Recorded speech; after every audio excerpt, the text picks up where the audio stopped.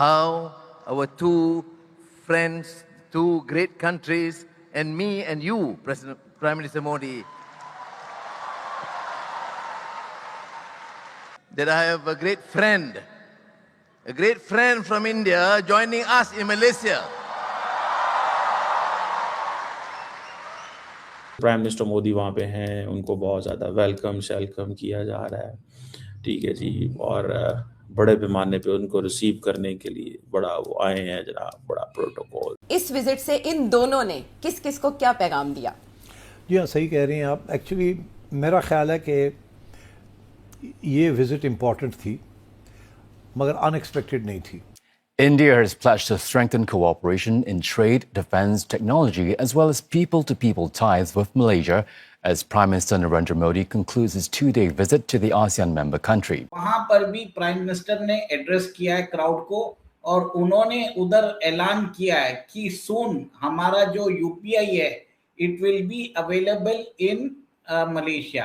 Smiles and handshakes as leaders of two Asian nations renewed pledges to boost trade and explore potential collaborations in multiple sectors. After the bilateral talks, more than 10 documents, including MOUs, were signed, ranging from semiconductors, defense, food security, labor to disaster management and peacekeeping. कि मोदी है तो मुमकिन है, मोदी है तो मुमकिन है। हिंदुस्तान को एक शख्स वो मिला जो हिंदुस्तानी है, जिसका नाम है प्राइम मिनिस्टर नरेंद्र मोदी। वो सिर्फ उस मुल्क के लिए पैदा हुए वज़ीर आज़म साहब जो है ना, नरेंद्र मोदी साहब। जैसे prime minister Modi Vladimir Putin के साथ बैठे थे और आप ये देखिए सिमिलर ऐसे फोटोग्राफ्स आए हैं। कुआलालंपुर मलेशिया की वही धरती जहां से प्रधानमंत्री नरेंद्र मोदी का संदेश सिर्फ भारतीय प्रवासियों तक सीमित नहीं रहा, बल्कि उसकी गूंज दूर तक सुनाई दी। और सबसे ज्यादा बेचैनी अगर कहीं दिखी तो वो इस्लामाबाद में महसूस की जा सकती है। हेलो फ्रेंड, जय हिंद। हिंदुस्तान स्पेशल न्यूज में आपका स्वागत है। जैसा कि आपने क्लिप में देखा, पीएम नरेंद्र मोदी शनिवार को 8 साल बाद 2 दिन के मलेशिया दौरे पर पहुंचे। उन्हें मलेशिया के प्राइम मिनिस्टर अनवर इब्राहिम ने एयरपोर्ट पर खुद रिसीव किया। इसके बाद प्राइम मिनिस्टर मोदी ने कुआलालंपुर में भारतीय समुदाय को संबोधित किया। इस दौरान प्राइम मिनिस्टर मोदी ने कहा कि prime minister Anwar Ibrahim airport पर मेरा स्वागत करने आए। वो मुझे अपनी कार में यहाँ लेकर आए हैं। प्राइम मिनिस्टर मोदी ने कहा, पिछले साल मैं आसियान शिखर सम्मेलन के लिए मलेशिया नहीं आ सका था, लेकिन मैंने अपने दोस्त से वादा किया था कि मैं जल्द मलेशिया आऊंगा। आज मैं अपना वादा निभाने आया हूँ। पीएम मोदी ने कहा कि दुनिया भारत को सिर्फ एक बड़ा बाजार मानती थी, लेकिन अब भारत निवेश और व्यापार का एक बड़ा केंद्र बन चुका है। इसके साथ साथ प्रधानमंत्री मोदी ने बताया कि सुरक्षा के क्षेत्र में भारत और मलेशिया मिलकर आतंकवाद से लड़ने, खुफिया जानकारी साझा करने और समुद्री सुरक्षा को मजबूत करने पर ध्यान देंगे। उन्होंने कहा कि दोनों देश रक्षा सहयोग को भी और व्यापक बनाएंगे ताकि क्षेत्र में शांति और स्थिरता बनी रहे। प्रधानमंत्री मोदी ने आगे कहा कि आज के समय में तकनीक बहुत अहम भूमिका निभा रही है। इसी को देखते हुए भारत और मलेशिया आर्टिफिशियल इंटेलिजेंस, AI और डिजिटल तकनीक के साथ साथ सेमीकंडक्टर के क्षेत्र में भी अपनी साझेदारी को आगे बढ़ाएंगे। उन्होंने ये कहा है कि मलेशिया और इंडिया जो है वो इंटेलिजेंस एंड डिफेंस कोऑपरेशन में अपने ताल्लुकात को बूस्ट करने जा रहे हैं। और प्राइम मिनिस्टर मोदी जो है वो इंडिया के जो हिंदुस्तान के जो एरोनॉटिक्स लिमिटेड के डॉर्नियर एयरक्राफ्ट है वो को देने जा रहे हैं मलेशिया को।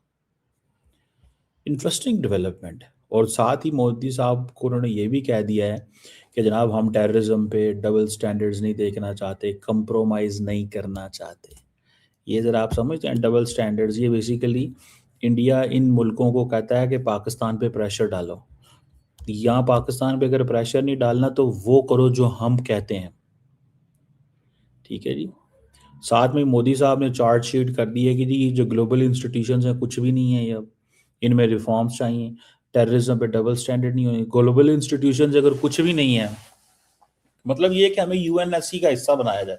हर जगह उन्होंने रट लगाई हुई है, ये इंडिया ने रट लगाई हुई है। ये कुछ सुनिएगा।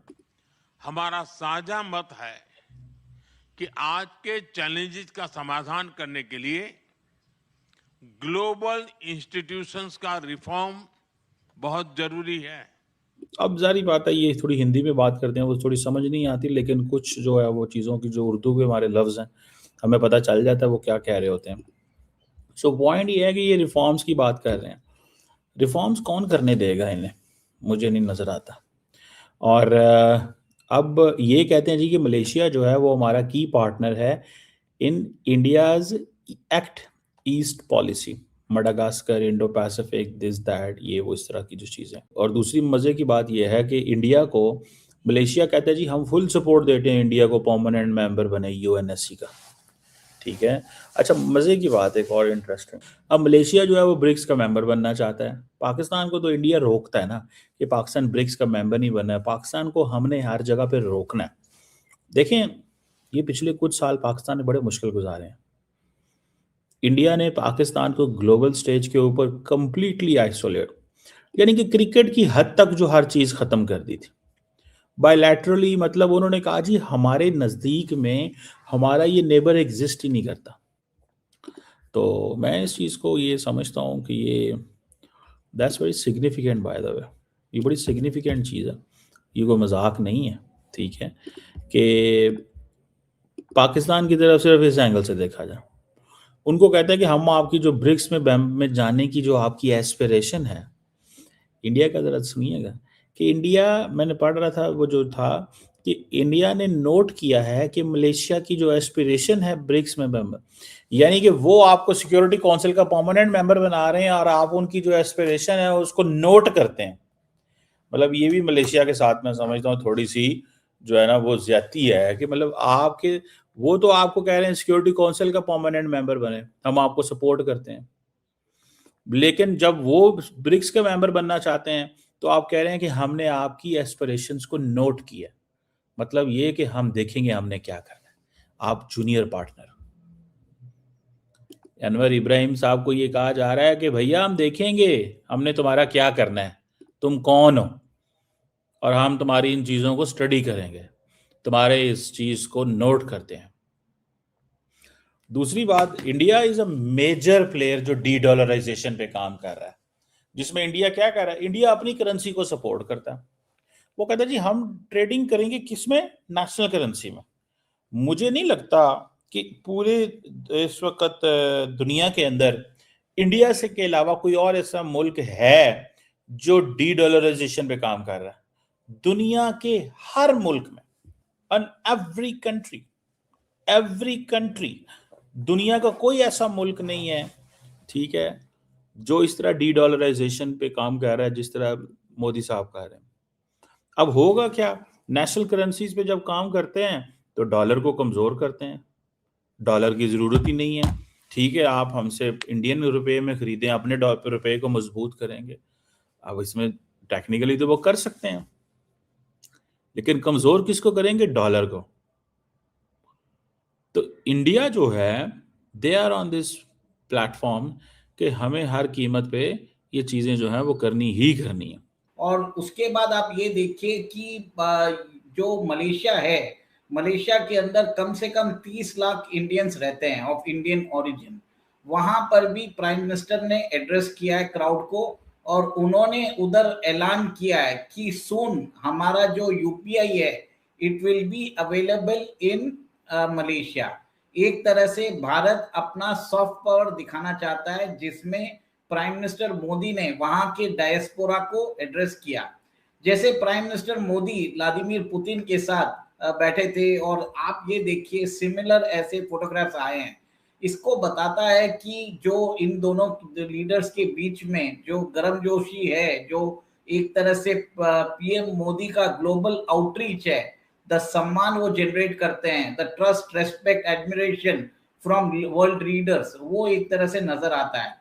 ये देखिए उनके अंदर एक भव्य स्वागत किया गया वर्ल्ड स्टेज के ऊपर, वहां पर मलेशिया के अंदर उन्होंने यहाँ पर डायस्पोरा का एड्रेस किया, और उन्होंने ये बोला है कि UPI will be soon available in Malaysia. Malaysia जाना बहुत ही इंपॉर्टेंट भी है प्राइम मिनिस्टर मोदी को, क्योंकि हम ये देख रहे हैं कि कंटिन्यूसली पाकिस्तान जो है वो भी अपना प्रेजेंस इधर बढ़ा रहा है। मलेशिया एक बहुत इंपॉर्टेंट नेशन है इन द आसियान कंट्री, मतलब इसको बोलते हैं गेटवे टू आसियान कंट्री बोलते हैं। और वहां पर भी आप देखिए भारत और मलेशिया के बीच में बहुत पुराने संबंध भी है। सबसे बड़ा प्रॉब्लम मलेशिया की तरफ से आया जब उनके पूर्व प्रधानमंत्री ने कश्मीर इश्यू को रेकअप किया। सबसे बड़ा हमारा प्रॉब्लम मलेशिया से यही रहता है कि वो हमेशा पाकिस्तान को अपीज करने के लिए due to its religious identity वो हमेशा अपील करने के लिए बोलता है कि कश्मीर जो है एक तरह से बायलैटरल डिस्प्यूट नहीं है, उसको 1948 जो यूएन अकॉर्ड्स के हिसाब से करना चाहिए।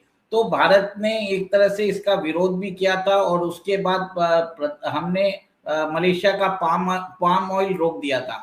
बट ये जो चीज है ये सब इरिटेंट्स रहते हैं, ट्रेड में ये सब नहीं देखा जाता और prime minister Modi is moving forward और इस बार वो वहां पर जाके ट्रेड, इन्वेस्टमेंट और डिफेंस, सेमीकंडक्टर्स के ऊपर टाइस बढ़ाना चाहते हैं। भारत अपना जो देखिए ब्रह्मोस, भारत जो है मलेशिया को ब्रह्मोस मिसाइल सिस्टम ऑफर कर रहा है, अपनी अस्त्रा BVR मिसाइल जो 160 किलोमीटर की रेंज है उसको ऑफर कर रहा है। भारत और मलेशिया दोनों ही जो है सुखोई जेट्स चलाते हैं। अब सबसे बड़ी बात है भारत ने अपने हिसाब से सुखोई जेट्स को कस्टमाइज कर दिया है। मलेशिया भी चाहता है कि उसका कस्टमाइजेशन हो जाए और भारत उसका कस्टमाइजेशन करे, जिसके कारण जो एयरक्राफ्ट की जो लॉन्जिविटी है, जो उसकी जो लाइफ स्ट्रेंथ है वो बढ़ जाए।